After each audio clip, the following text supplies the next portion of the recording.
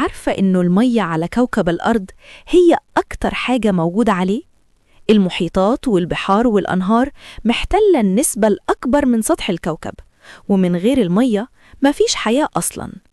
والنهاردة مش هنتكلم عن أي مية، النهاردة هنتكلم عن واحد من أعظم مصادر المية العذبة في العالم، نهر ليه تأثير على مناخ الأرض كلها.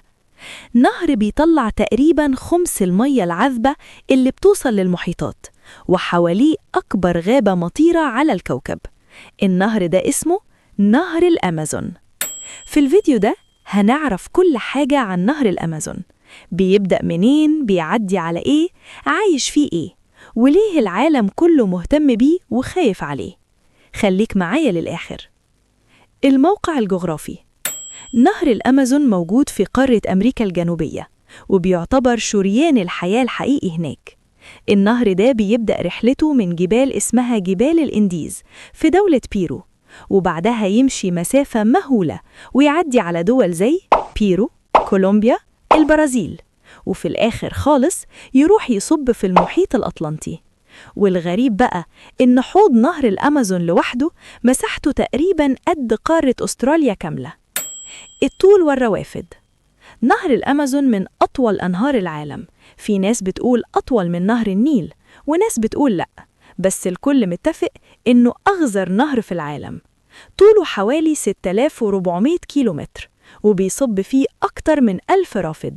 من أشهر الروافد دي نهر ماديرا، نهر ريو نيجرو، نهر تاباجوس، نهر تشينجو. كمية المية اللي بيمشيها النهر ده لوحدها حوالي 20% من المية العذبة اللي بتوصل لمحيطات العالم كله.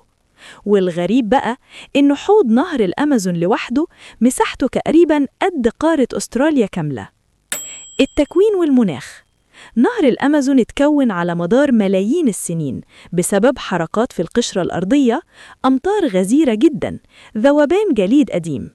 المنطقة كلها مناخها استوائي، حر، رطوبة عالية، وأمطار شبه طول السنة، وده بيخلي النهر يفيض كل سنة. والفيضان ده مش وحش، بالعكس ده بيجدد التربة وبيخليها خصبة. التاريخ: قبل ما أي أوروبي يوصل هناك كان في قبائل عايشة حوالين النهر من آلاف السنين. الناس دي كانت بتصطاد وتزرع وتتحرك بمراكب بسيطة في النهر. أول واحد أوروبي مشي في النهر كله كان مستكشف أسباني اسمه فرانسيسكو دي أوريلانا سنة 1541، وسمى النهر الأمازون عشان قال إنه قابل ستات محاربات شبه الأمازون اليونانية. غابات الأمازون: نهر الأمازون مرتبط بأشهر غابة في العالم، غابة الأمازون المطيرة. الغابة دي بتتسمى رئة الأرض لأنها بتمتص كميات ضخمة من ثاني أكسيد الكربون، بتأثر على الأمطار في العالم كله، وبتساعد في تنظيم مناخ الكوكب. ومن غير نهر الأمازون الغابة دي أصلاً ما كانتش هتعيش. الكائنات الحية: نهر الأمازون يعتبر جنة للكائنات الحية، خصوصاً الكائنات الغريبة. عندك مثلاً الدولفين الوردي، شكله غريب وذكي جداً. السمكة البيرانا صغيرة بس خطيرة. الأناكوندا من أضخم التعاويذ في العالم. التمساح الأسود مفترس مرعب. وفي أكتر من 3000 نوع سمك، ولسه في أنواع جديدة بتكتشف. البشر والنهر: ملايين بشر عايشين على نهر الأمازون.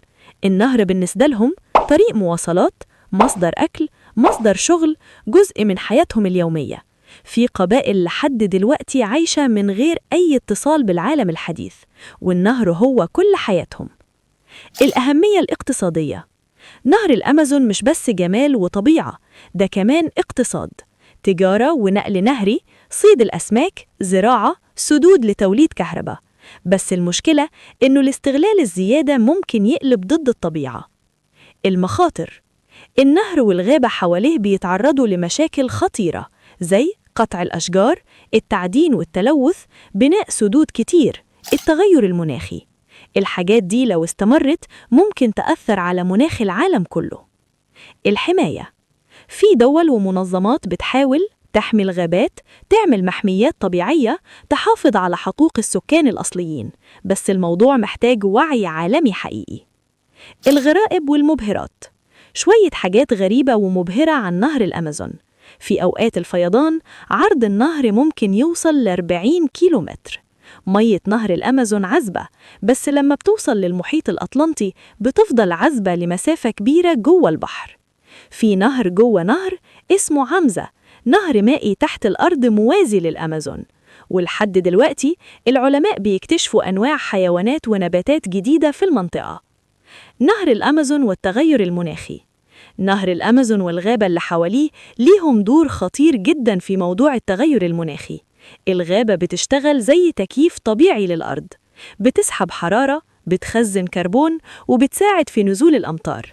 لكن مع قطع الأشجار وزيادة الحر الغابة بدأت تضعف، وده ممكن يخلي الأمازون بدل ما يكون حل يبقى مشكلة. ليه العالم كله مهتم بالأمازون؟ اللي بيحصل في الأمازون بيأثر علينا كلنا. أي خلل هناك يأثر على المناخ، يأثر على الأمطار، يأثر على الزراعة، ويأثر على مستقبل الكوكب. الأمازون في الثقافة والأفلام. نهر الأمازون ألهم أفلام وألعاب وقصص كتير، دايماً بيظهر كرمز للغموض، للطبيعة الجامحة، وللقوة اللي الإنسان مش قادر يسيطر عليها، وده خلاه حاضر في خيال الناس حوالين العالم. رسالة أخيرة قبل ما الفيديو يخلص، خليني أقولك حاجة مهمة. نهر الأمازون مش بعيد عننا زي ما فاكرين. كل شجرة بتتقطع هناك ليها تأثير هنا، وكل خطوة حماية حتى لو صغيرة بتفرق. الخاتمة: نهر الأمازون مش مجرد نهر، ده منظومة حياة كاملة. غابة، مية، كائنات وبشر، كله مرتبط ببعضه. ولو الأمازون اختل، التوازن كله يختل معاه. عشان كده حمايته مش اختيار، دي ضرورة. لو حابب المحتوى ده سيب لايك وشارك الفيديو، واستنونا في رحلة جديدة مع عجائب كوكب الأرض.